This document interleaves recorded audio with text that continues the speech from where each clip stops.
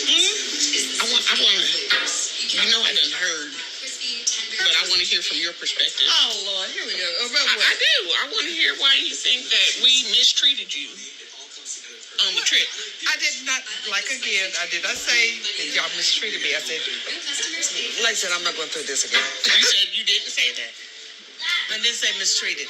I said I did not have a good time on the trip because I felt like I was put off with, Helen and Roosevelt and Pete for us to go do one thing while everybody else went and did another, and they didn't want to do nothing, and so I was stuck with that, and that wasn't what I came on the trip to do. I came to enjoy it, have fun, the water parks and the roller coaster, the stuff that I had planned on wanting to do, plain and simple. And aside from that, I mean, not all trips turn out like that. And as far as when I got back, and Brandon had asked me how things went first with Pete, and I told him I said Pete and I didn't hang out. He didn't want to do nothing. I said, and as far as the other thing was concerned, I said I was stuck in the grandparent mode with the older people, and I said, everybody else went off and had a good time, and I was stuck I didn't get to do any of the stuff that I wanted to do. I said, so no, really, I didn't have a good time. I said, if I had to do over again, I would not have taken Pete, and I would not have hung out, as much as I wanted to see. Don't get me wrong, I love Helen and Roosevelt, but they weren't in the mood to do any of the stuff that I wanted to do. I said I would have made it a point of just telling you all I want to hang out with y'all and go and do that. And I said, I'm trying to be cordial and nice to Helen and them, and not say I don't want to hang out with them. And so I said that's basically what it was, and that's all it is. So why did Brandon think that you said everybody but Roosevelt mistreated you? Oh no! I told him, I said the only person that I actually got to hang out with other than Helen and was Roosevelt, because he's the one that when I told him, I said, they really weren't interested in going to, what's it called? Yes. And when I told him about it, Roosevelt was the one who said, okay, well, I'll take you all. That's what we're going to go. And he took us, he brought us out there and stayed with us. And he even got Pete to go on it, because Pete wasn't even going to go. Pete was going to sit down at the base the whole time. He had found a picnic bench to sit on. He wasn't even going to go with us. And Roosevelt wouldn't talk to him. And then he came and he said, well, we're all going to go and do this. And then I said, and he was the only one that listened to what I was saying. I said, because he was the only one that I told, let's go and do that. Because originally I had mentioned it to Jazzy, and I really had wanted to go with them. But they were hurrying up to go. Helen and them hadn't made up their mind what they wanted to do. And I told Jazzy, and I said, just go on and go, at the last minute. Because I didn't want to, I felt like I was caught between two there, and I didn't want to be rude to Helen and them.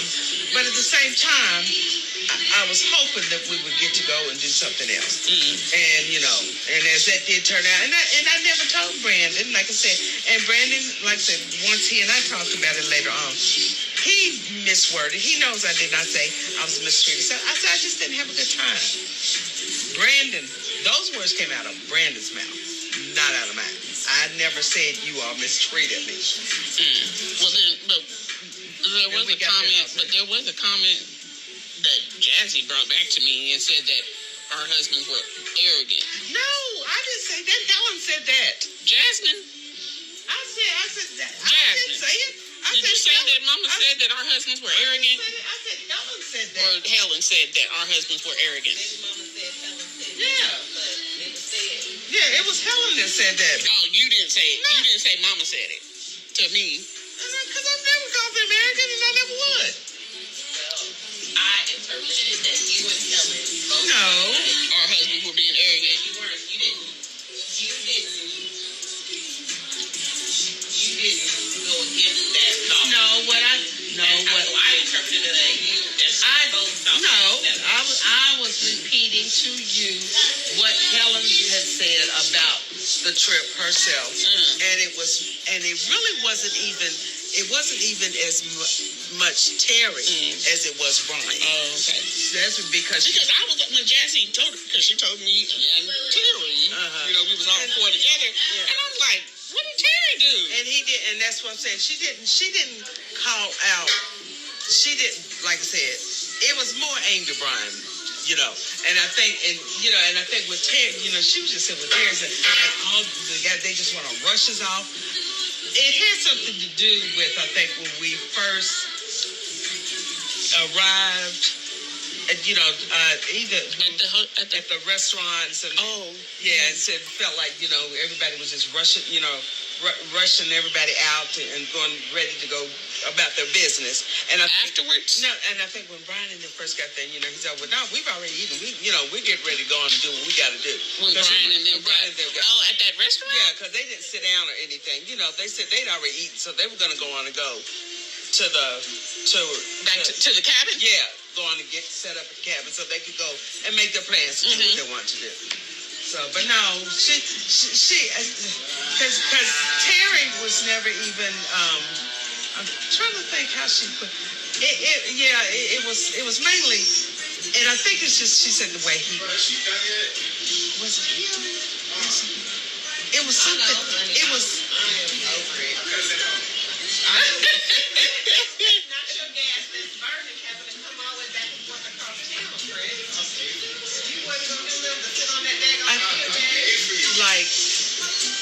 Lack of patience is basically what she was saying. So it just seemed like that, you know, that, and especially Brian, you know, just doesn't have any patience. They ready to go, not taking into account, you know, that maybe we did want to go along, but we were moving a little slower. On that Friday?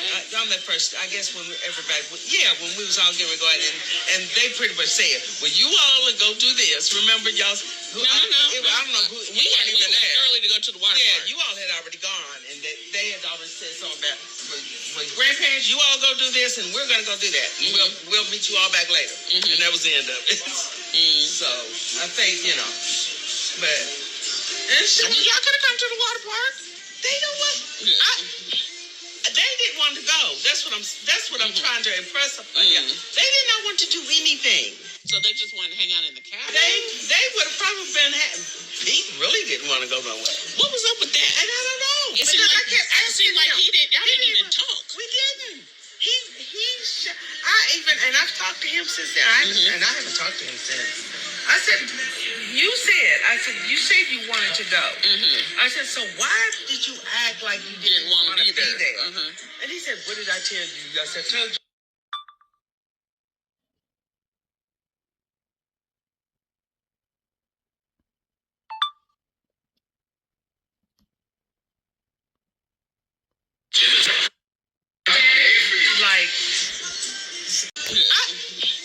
They didn't want to go. That's what I'm trying to impress upon you. They did not want to do anything.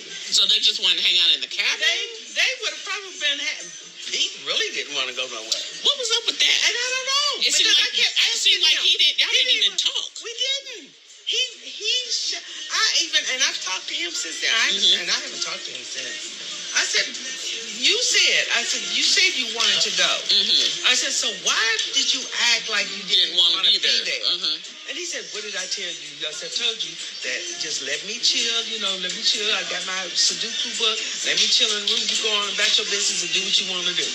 And he said, I'll be cordial and hang out and whatever, but for the most part, I'm not, I don't do those things. And that's what he said. That was his explanation again. Because, like I said, I spoke to him briefly at Janie's party because he was there. And I said, so did I? And I said, did I do something wrong? He said, no, you're. And I said, you didn't even talk to me. I said, you talked more to Helen and Roosevelt than you. I said, you didn't even say anything to me. And he said, well, I'm sorry. He said, I wasn't upset with you or anything. I said, well, and I did tell him. I said, well, you don't have to ever worry about me ever inviting you to go anywhere with me again because that was not cool. I said, I appreciated you paying for my meals and stuff, which he did. I never even had to pull out my money. Anything we did, before I could even get money out, he was taking care of it. But I said, as far as communication was concerned, no. Even when we were in the stores, he would hang out. He would follow, Helen and Roosevelt. as opposed to being anywhere with me. He was never with me. And I still don't understand. Well, it's just all unfortunate because, like, now because Brandon acted out because of what he thought he heard. No, it wasn't what he thought he heard. It was, because he has since apologized to me about. But why wouldn't he apologize to Brian then?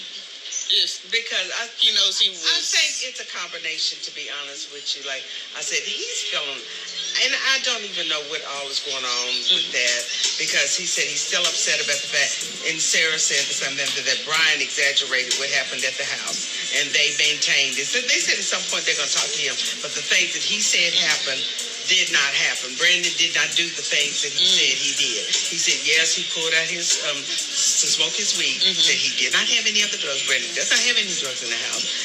He did not smash bottles or anything. A bottle of fingernail polish fell off the thing and broke when he threw.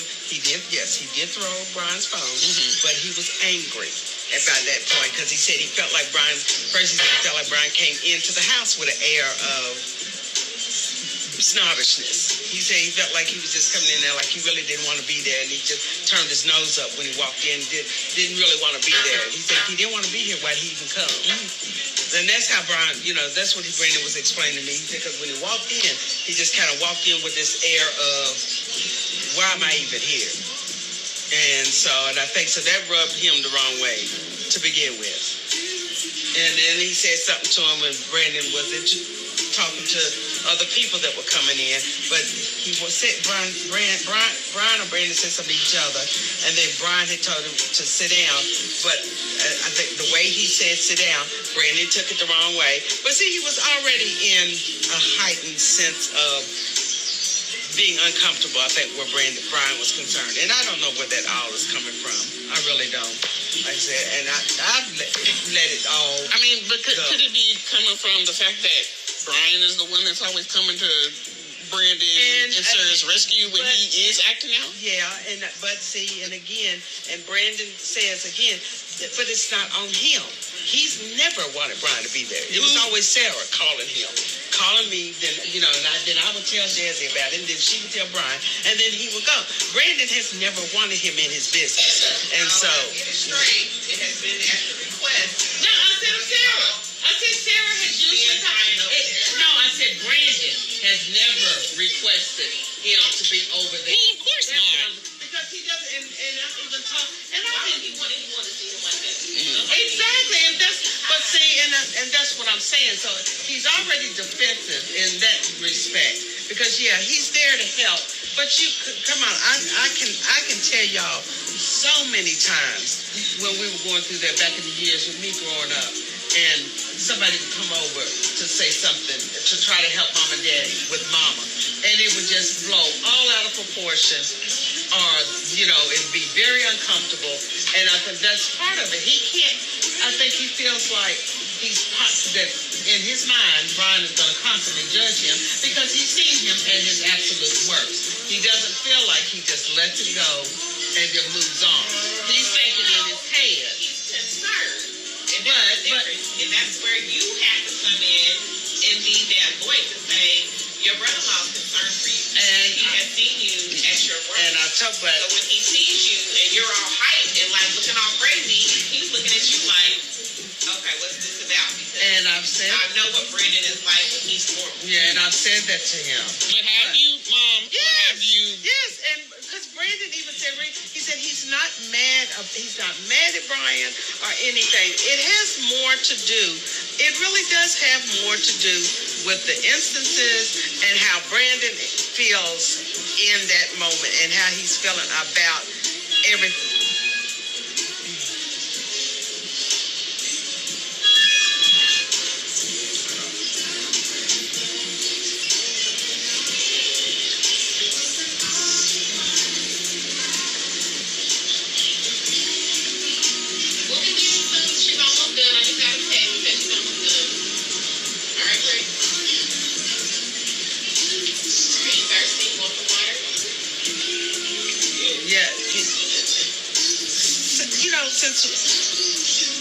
Since we don't deal with substance abuse and addiction, my head does not think in the same ways that even, I've seen him think, and how I know how my mother used to do things. And a lot of this reminds me of what I grew up with, and the different misunderstandings and misconstrued stuff.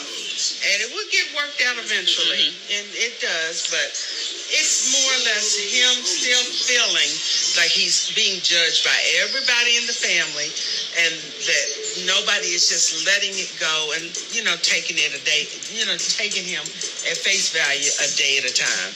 That's what I'm doing with him. That's why, and that's what I told Jazzy. That's why I'm not cutting him off.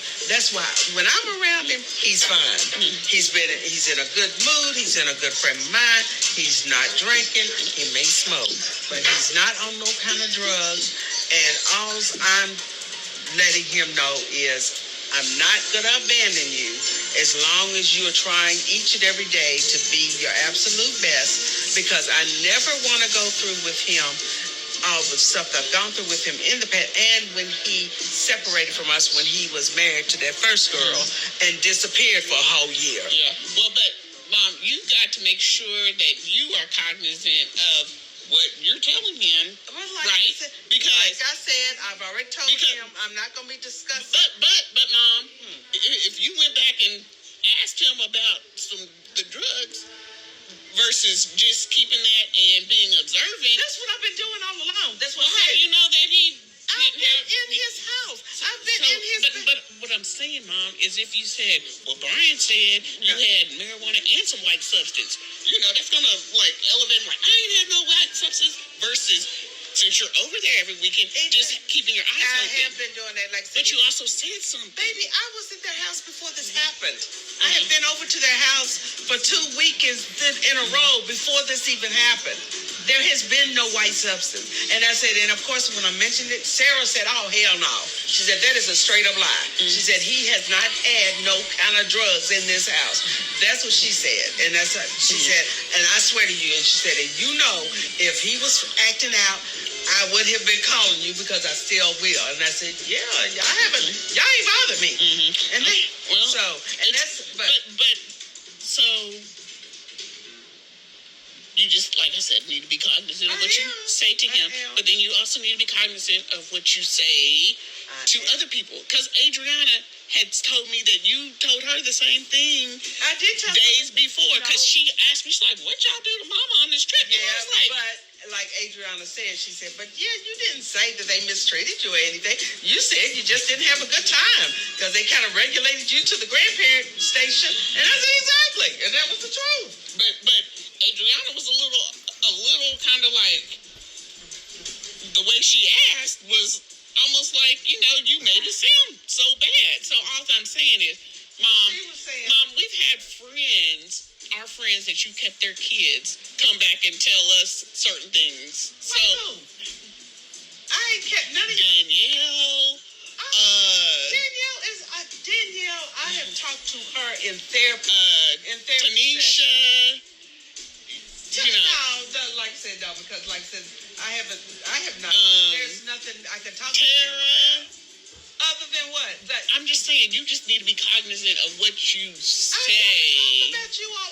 The only thing that it would probably be heard over and over again is when they were the ones coming and taking me different places. The only thing is that I said, yeah, my girls don't like me bothering them with this stuff, which is the truth. That is not a lie. Jesse said, Mama, I wish you would just drive, because I ain't got time for all this. And I mean, and if somebody else is going to offer, they don't mind doing it. Hey, and if they come and say something to you, that ain't on me, because I have never down talked none of y'all to them, other than the absolute truth of a situation, which is, no, I don't drive, and yeah, it's hard for me to get around places, and I'm sorry that that's an inconvenience. Plain and simple. Okay.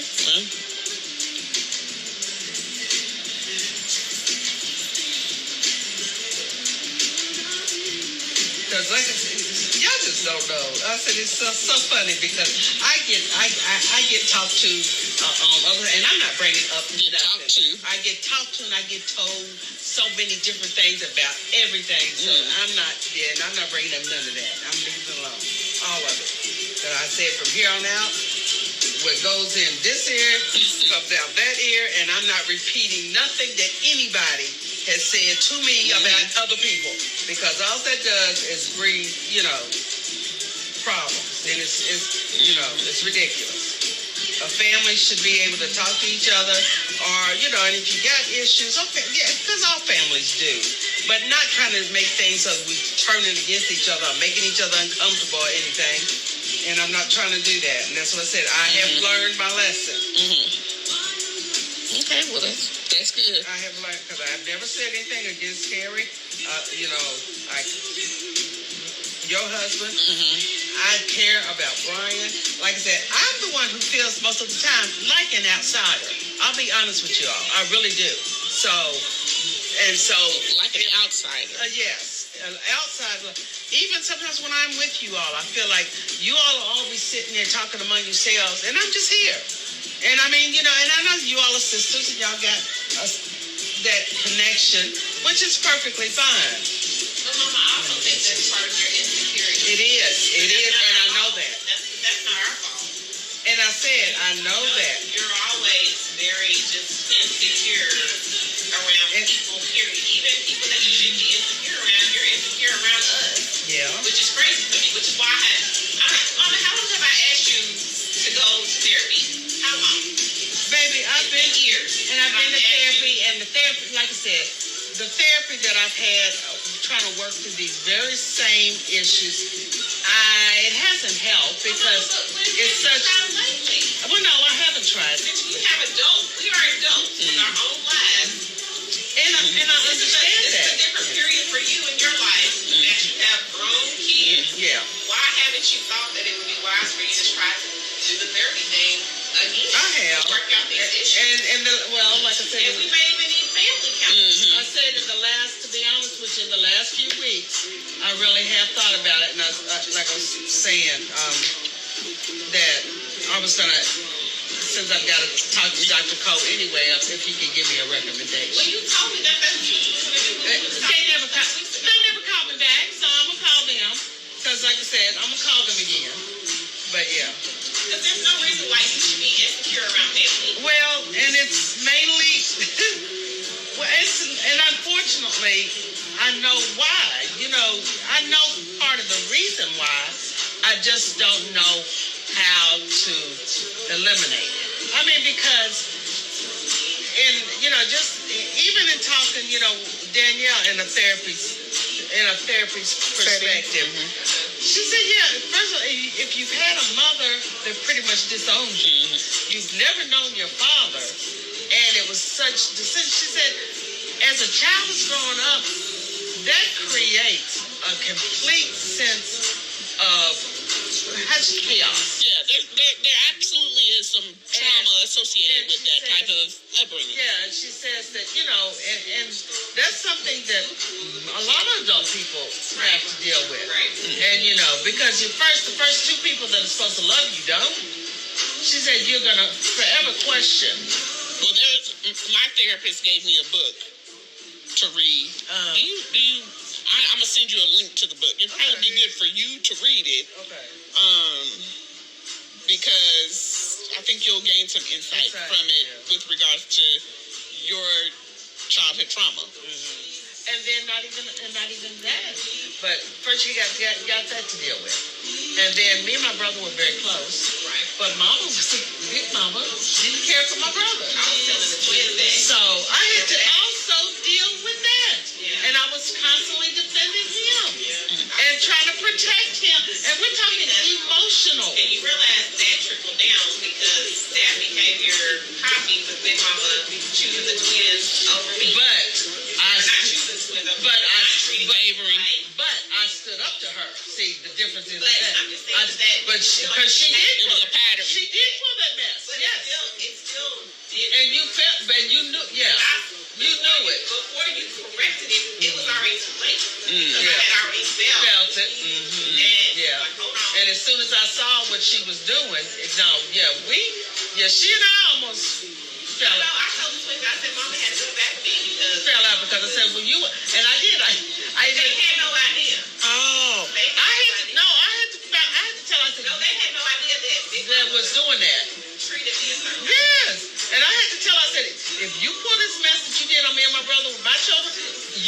see me. And that's what and that's what changed. Because I told her, you will never do that. And she apologized, and it was like, and the reason behind what she said was, my brother reminded her so much of my father. Right. I said, That ain't his fault. exactly. And what's so crazy is, you all reminded me of your father. That just gives me love, because that's a part of you all that I had to have loved at some point to have you all. Right. So I've never felt that way, and I don't understand how you can look at a child, and there are people that can do that. But Big Mama said, Yes, she couldn't stand my brother because he looked like his dad, and she'd never liked Al. She never liked our father. Little Mama favored And- Andre over Mama. Yes. Oh, no, not favored. It went beyond favor. And Erica. She favored. So yeah. well, I have two therapists. I have a marriage therapist and and a a personal family. therapist. But our marriage therapist, she does individual clients, and she's a black woman. So, I don't know if she takes your type of insurance, but she probably would be actually a good. Well, can you give me her name? Oh yeah, I can give And you I- her contact Does she information. have to have a referral, or can she just? I don't know. That's why, like Nick. And then I'll find out from Dr. Yeah, Cole, you can too. you can call the office and ask, because it's she's like I said, an older black woman. I think she's in Yeah. her 50s, Oh, okay. and she's local. She actually has we do virtual, Right. but she is And in in her office? office also, like on certain days. I think AD's She gonna live here in Lexington. I think AD's gonna come get me. Oh, okay. I know this, and so I had to calm myself down. Thanks to my Callie helps me with everything. Literally, she So said. when she said it's the husband, She said it's the. She was talking about issues in the family, and she referred to husbands, and I know she was talking about you. Yeah. And I think it was something after Gatlinburg or something like that. And I was just like, what? Like, where is this coming from, man? And it's some disdain she has with you, Dad. I don't know why, but I feel for you It's because. because he took me away. I stole her girl. Yeah. He took me from. I feel for you because it's almost like you're kind of like, I should have just not given a fuck, and she would just not, and she probably wouldn't have, She rather me stay single and parent instead of. That's crazy, man. That's crazy. She's childlike. She never really got a chance to grow up. I would say motherhood was her only livelihood. She didn't get a chance to grow up for a companion. She didn't get a chance to grow up. But I'm not That's no excuse, though. That's no excuse. I'm not responsible. I'm not responsible for you not networking. Right. I'm not responsible for you not joining the ministry, learning new friends, all of that stuff. Because even if I didn't have a female or a wife, I at least got a handful of friends that if I wanted to grab a burger and some fries, we could. That's the issue with her. She never felt the need to do it because her idea of friendship was piggybacking on her friends. Right. Oh, you're friends with such and such, I'm gonna be friends with such and such too. Right. Oh, you know Lativia? Okay, I'm gonna get to know Lativia too. Danielle, all them. So she never developed the skill set to step outside her comfort zone and just introduce herself. Her trying to say, oh, it's the husband. No, really, it's you and your disdain for other people that are doing okay. When the reality is, I ain't trying to be mean, but if she never said another word to me, not much is going to change in my life. You know what I'm saying? Like, versus if we were to distance ourselves from you, you going to feel it a whole lot more than I would ever feel. Yeah. Like, and that's just the reality. Infidelity, Yeah. not only emotionally, Like, that's the but physically. reality. You gotta pick her up, take her home. That's the, I didn't even know about this. All those years we were going to Uncle Tommy's house and eating Thanksgiving dinner and stuff. Yeah. She told Terry and Crystal that she felt uncomfortable at Uncle Tommy's house. How many years was she going to Uncle Tommy's house? At least 10. So, Yeah, she and was it's like, Malvern. we were mistreated, like she's being mistreated at Uncle Tommy's Uncle house. Tommy and Uncle Ron was mistreating her. And I'm like, That's the picture that she painted. and that's why I'm like, It's those things. Has anybody, like, seen it? So that's why I'm like, are you that desperate to have a conversation? It'd be like the situation to try to get something else that she sees. So when I heard her say that about Uncle Tommy and Aunt Frona, who ain't hurt nobody, In the world. I'm You sit on the like, couch and chill. I'm like, Oh, I'm stunned off that, man. She It's literally- aligned with her thinking we got. So that's why the last 2 Thanksgivings she hasn't come, because she got called out about it. So I was like, so what is this? You know, you're saying that you feel uncomfortable at Uncle Tommy's house. The next year she went somewhere else. Then the next year she calls Jasmine the morning of and says my foot hurts. And then I see pictures of Adriana's house. She's over at Adriana's house. So it's It's a lot. it's a lot. It's a lot. And I tell people all the time, the lie can't stay in the room with the truth. Yeah. They're very uncomfortable. Yeah. So that's why when she comes around me, even today, she's uncomfortable. That's why I was. But, you know, I was just telling him, I said, well, try to calm his ass down, but he fucks around and busts his world up with maybe somebody else's. But he actually asked me for a pistol tonight. Oh my God. Let's see. What do you need a gun for? Well, Hannah, you know who Hannah is, right? Nah. Hannah is Sarah's daughter. Hannah's boyfriend is a little thug nigga that carrying a gun. So I guess he's worried about the little thug nigga, Hannah's boyfriend, got a gun hanging out over there, and I guess he's worried about this little Negro doing something to him if he does something crazy, which I guess I can kind of understand that, but I told him, I said, you don't need no gun. No, I'm not bringing you a gun or hooking you up with a gun. Right. That's not the right answer for this whole situation. I even said, I said, you ain't supposed to even have no gun. What do you need a gun for, right? We'll see. So, yeah. Well, we got a really weird call from Daddy last night about Brandon. From who? Dad, Oh, did you? yeah, said Brandon was not doing well over Uncle Larry's house. Mm-hmm. Did you know anything about this? No. What happened? So apparently, I told them that don't be bothering me. I didn't. Never mind. No. I said I'm not. he apparently had another episode. He called Daddy, Oh. asking Daddy for a firearm. He was over Uncle Larry's house trying to find a firearm because apparently Hannah's boyfriend is carrying. Baby, she don't know.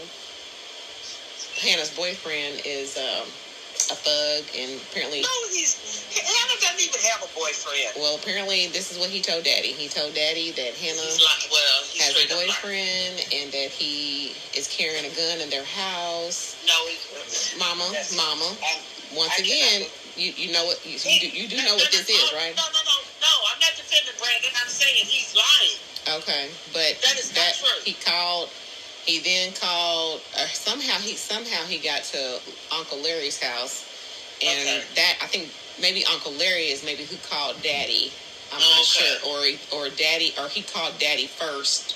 Brandon called Daddy while over Uncle Larry's house, but it was a mess last night. He called me, but I was asleep. Daddy called me, and I was already like asleep. Oh, okay. But then something about Sarah cheating on him again. You know, the same old. mess. When he's high and Yeah. on the wrong stuff, Exactly. he Like I said, the goes last time I saw him was on his birthday because I took him to lunch and he was not in the. He was just in a very weird mood. I can only imagine. And I was like, what the? And I straight up said, I said, what is wrong with you? And he said, I'm nothing. I'm just kind of down. You know, it's my birthday. And I said, okay, well, whatever. I said, you know, I took them to lunch here in town. I had them bring me home, and that was it. Because I meant what I said. I said, when I talked to you last time, I said, if I get even an inkling of anything being weird, I'm not coming around. And I told him that. I told him, I said, as long as you're straight with me, and as long as I'm seeing you doing straight. But this was the first time since I've been around them at the house that he was not himself. Right. And I just said, So yeah, I don't doubt it. I don't doubt it at all. So what's the plan? I mean, he's got to go back to rehab, Mama. He has to go back to rehab. Like I said, I called him when the last time I talked to him, I talked to him on his birthday, and then I talked to Sarah later on that evening, because she knew, I said I would, I had things to do for the twins. And that was really the last of it. She just said that literally, she did tell me that ever since we all went and got our piercings, he went over to, DJ. He's got his own barbershop. Okay. But the DJ, do you know who I'm talking about? I don't know. Gordon. Oh, yeah, GJ. GJ. Right. GJ. Yeah, GJ. Well, he's got his own barbershop. Right. But Sarah's told me that he does deal. He also still deals. And it was right across. I didn't know this until after we had left the piercing parlor, because we all were there, all us girls, and Brandon waited on us. He had Jalen. But at one point, he went over to the barbershop. And so I think that must have been when he had gotten something at that point, because from that point on, she said that he has been acting. You can eat. Go eat. I said, y'all go ahead and eat, guys. Go ahead and eat your food. I'm talking to the kids. Okay. So, wait.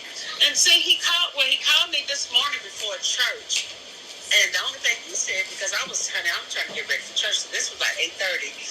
I sent him the normal text that I send after Jalen sends me my devotional. Right. I always send it to him. When he called me, and he said, well, I'm up in Richmond. I said, oh, where? He said, I stayed at Uncle Larry's. I said, okay, well, I'm trying to get ready. So he did tell you that he stayed at Uncle Larry's? Stayed at Uncle Larry's, yeah. But he said this normally, morning? I said, well, I'm getting ready for church. And I said, and I'll call you after I get out of church. But I did call him, but he didn't call me back. So, but, I don't know. Jazz, I don't know. But now do you believe me and Brian? No. Like I said, that particular, at that point, when that happened at the party, he had not, and I even asked Sarah, she said he had been fine. He has not been using. But since then, yeah, I'm gonna give you credit for. I know for a fact. I told you, if I see it with my own eyes and hear it with my own ears, yeah, I believe it, because I know what he's like. Okay, so let me explain something to you. We didn't say we saw him take the white stuff. We just said that he had a bag of white stuff. No, and what I'm saying is, up until the point of when we went to the Pearson parlor, he had not been acting strange. He had not been acting like he was using, because he physically and emotionally changes as soon as he uses. And okay, so did you not hear what I just said? I didn't say that Brian saw him take the white stuff and put it on top of his weed or put it in the pipe. All Brian simply said to everyone was that he saw he had 2 bags. One was weed, and that he was getting ready to smoke the weed. But Brian never said anything about him using the white stuff. He just said that he saw the white stuff. So once again, I'm just trying to make it very clear that I'm only going by guess. I take. It doesn't. I take your word for what he thought, what he said he saw. I'm only going by what Sarah said. I'm only going by what I saw in the house. But if he did have it, he kept it very well hidden while I was there. Well, yes, I think he would, Ma. Well, no, because like I said, when he's using, I have seen it plenty of times. He's never used in front of me, but I have seen, when he was on that tear, yeah, I knew exactly what he was, what it looked like, and everything. And I had not seen no evidence of that anywhere in that house. And his actions spoke for itself. Now he's acting like he's been using. He's acting the same way he did every time before. That's what I said. That's the only reason why I defended him then, is because I know how he sounds, I know what he looks like, and I know what he says when he's high. And up until this episode right now, he hadn't been like that. And I don't know if all of this has triggered him, because anything can trigger him. So are you trying to say that you triggered him with all of this stuff? Is that what you're trying to say? I may have. That's what I'm saying. Because you stop to think about it. Remember the last time when the family trip and he wasn't allowed to go, and it was a big mess. He feels like everybody's protecting him. He feels like everybody, and I mean, and that's his own feelings. But I mean, and it, and of course you don't want to try to deal with that because you don't want to bring that around strangers and other people. You don't want to have to deal with that, and I understand that. But it happened like that, and I think that me, whatever, I could have been a trigger for him to stop of all of that happening, and then from there just and if that's the case, I'm not gonna take. I can't take responsibility. No. Yeah, because at the end of the day, we are all adults, and we know what we can and cannot do. He's been through the rehab. He knows what he should and shouldn't do. And I have said that to him. He and I just had a discussion.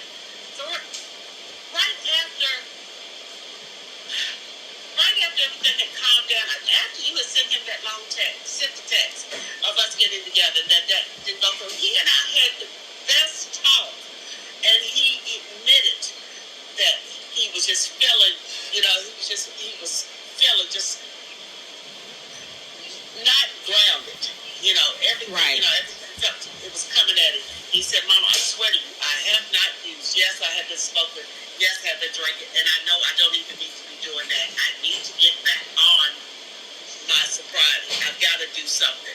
And we had a good long talk. And I really thought that he was going to make some changes as far as reaching out to maybe the church there in Georgetown. He said he didn't want to go all the way back down to Isaiah House because he doesn't have insurance coverage right now. So I don't know how that would work. After he left Isaiah House and they got back together, and he lost his insurance because of the trust and all that. And I think I told you that, the kids and everybody, and they're still trying to get that worked out. So he lost his insurance. With that in turn, he lost his medical coverage. Then he wasn't able to get his actual medicine that he's prescribed that he's supposed to take. He couldn't get those refills. I even told him, I said, try going to the emergency room and see if they can give you, I don't know if they will do that, but, I said, let them know you're off your meds. Let them know that you don't have insurance. And can they help you? Or can you go to the health department? I said, I'm just getting ideas. So did he lose his insurance because he quit his job, or was this that medical card that he had? No, it was his medical card that he had. And once they got that trust, and they're now saying that they have income, they cut them off. Oh, so what are they supposed to do? What are they supposed to do for insurance? Exactly. That's the whole point. That's what I'm saying. Because technically, the trust is quote unquote for jailing, so should not be considered income. And right. One of the lawyers even said that is right. So right. They've got to go. They've been in the works trying to get this worked out ever since. But in the meantime, he lost his insurance. He doesn't have any of his medical. And that, and when he explained that to me, that's why I was telling him. I said, well, these were some ideas I threw out to him. I said, can you go to the hospital, emergency room? Can you go to the health department? I said, is there a mental clinic, anything that, and I told Sarah, I said, can you look up and see? I said, this is your husband. Mama, ever since the May episode, when we knew he relapsed back in May. May. It was May. Okay. Why wasn't steps taken then? Exactly. That's what I asked. I mean, as soon as you relapse, you should be going back to your program immediately. Because it doesn't work like that with them. If he didn't have insurance coverage, he didn't have insurance back in May? What? When had they? What? No, they hadn't moved yet. No, this is when they were still at the old house at Kearney Ridge, and Brian went up there because he was having the episode. He still had his medication and stuff at that point. But at that point, when we had mentioned it to him, he said no. Well, I remember you kind of downplayed it and was like, "Well, he just smoked lace weed, so it was one time." Yeah, and it was. I mean, because even from what Sarah told me, after that incident happened, there were no more problems. But it's probably been building. Because if you're not on. But Mama, you do realize though, I mean, right after that episode, it was again the next couple days that she called us again. and said he was having another. No, you did know because I called you from work and I said, Mama, do not have her call me and Brian anymore. Oh, I thought you see, I thought you were just talking about the first incident and told me that don't have her call you ever again, period. Oh, I didn't realize it was still going on. Yes. I see what you're saying. Yes, she called me at work and said, I need you to send Brian back over here. He's acting crazy again. No, I believe it was either the very next day or the very 2 days later. Okay, well, no, I did not realize that. And that's when I was saying he needs to go back to rehab. And you're like, well, he's not going to go. And, I mean, you can make it. It's so funny because, like I said, that's why I don't like Sarah because I don't think he was here with me.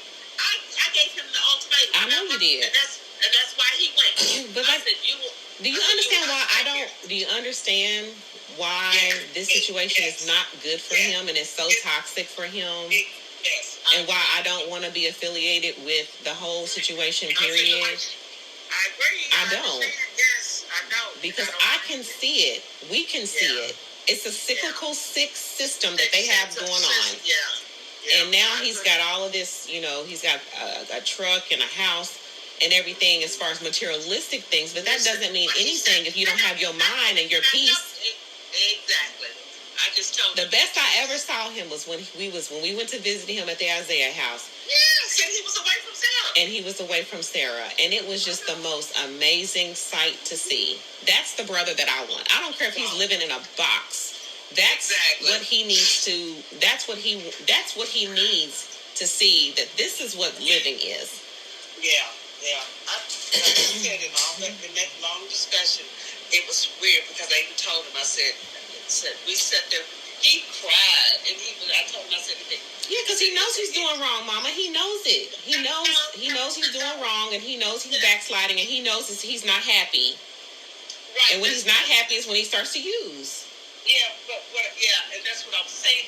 What I'm saying to him that night when we were having that talk, I was telling him, I said, a marriage, if you're not yoked in the right way, right? Love don't mean crap. And I said, and you seem to keep forgetting. This is what I was telling him. I said, for some reason, she is a big trigger. You all are great for several months, and then something will happen, something will transpire, and it will start the cycle all over again. And I told him, I said, I'm not. It's not healthy. And I told him, so no. All right. Well, I was just curious if you knew what was going on. It sounds like you have bits and pieces, but didn't know all of it. I didn't know what he and I am not calling. If he calls me, I will talk to him and try to get him to see reason as far as. So the Isaiah house won't take him unless he has his medical card. Because the first thing, and then they be able to help him apply because if he leaves there, if he's back in the program, he may be able to get it through them. You know what I'm saying? That's where he needs to go. I need you to call him and you need to talk to him, and he needs to go back to the program immediately. I will talk to him. Amongst everything going on, my husband, after he got off the phone he wound up talking, because Daddy wound up calling Terry because I didn't pick up the phone. And Terry wound up letting Brian know what happened because he wanted him to be aware. And even after everything that has happened over these last few months with Brandon, my husband this morning got down on his knees with me in the bed and we prayed for him. Because that's the kind of brother-in-law that Brian is to Brandon. Yeah. And that's what you need to stress upon to Brandon when it comes to Brian, that he is not judging him, that he is not someone who wants to see him fail. Brian has been at every rehab graduation. Brian has taken the time to be, to be his support system. Honey, like I said, you don't understand the depths of the talk we had. And I had even got him to the point where he said he had read something in the Bible, and he said, first I have to make amends with my siblings or something. And he said, I've got to call Jazz, I've got to talk to Jazz, and I've got to talk to Brian. And Okay. so I said, are you going to do this? I said, because yes. I told him, I said, who was there? Who came to Isaiah's house to open house? Who came? And I said, Brian does not hold any malice against you at all. That's in your mind. I said, that's when, and I told him, I said, that's when you're feeling down on yourself because you don't feel worthy. I said, but you're, and I was telling him, yes, I had to talk with him because I told him, God did not create you this way. God loves you regardless. But you have got to repent. You've got to tell God you're sorry and ask for his help solemnly. And he will do it. I said, because you are pulling away from all of your beliefs. I said, Right. Brian is only there because he loves your sister and he loves us as a family. And that's what I told Brandon. And so something's going on. Well, like I said, he prayed and he called Benjay to give him heads up and threatened Benjay to not, if Brandon tried to call Benjay with any kind of give me this man, he told his brother not to do anything with regards to Brandon or else, pretty much. So Okay, good. just know that he already did that. But I just, like I said, Did he do that today? he did that last night, I think. Yesterday, when he called him immediately last night after he got off the phone with Terry. And so they've been in communication with each other? Who? Brandon and Benjay. Oh yeah. Your brother Brian would be furious. Well, I mean, unfortunately, Brian's the one who connected them. I know, but Brian. My brother Brian is who connected Benjay and Brandon. Yeah, and that's what I'm saying. Brian broke away from him a long time ago because of all the situation. And just, oh my God, I did not know. See, then you're telling me something I didn't know. Well, I mean, when Brandon first went to rehab and he got ghost, remember I gave him that money and he left?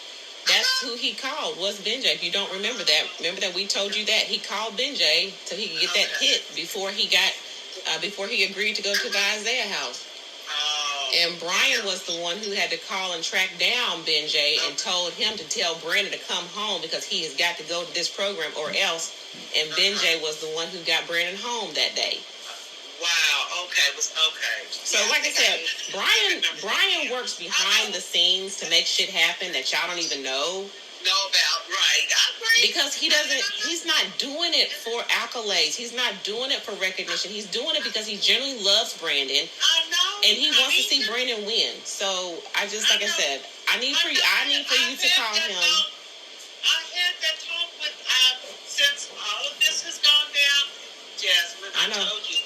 That's all I have been saying to you. You may not believe me. I don't know why, but I've been saying, like I said, I've been talking to your brother about that. So, and he, like I said, he was listening because he was literally ready to pick up that. If he had been here with me, he probably would have. Mm-hmm. He was ready to pick up the phone. Right. So. Well, I need you to pick up the phone right now and call Sarah and call Brandon, and they need to do something to drop him off in the next couple of days to get him back at the Isaiah house immediately before he does something that we can't take back. Let me try to call him. All right, I love you. I love you. Bye.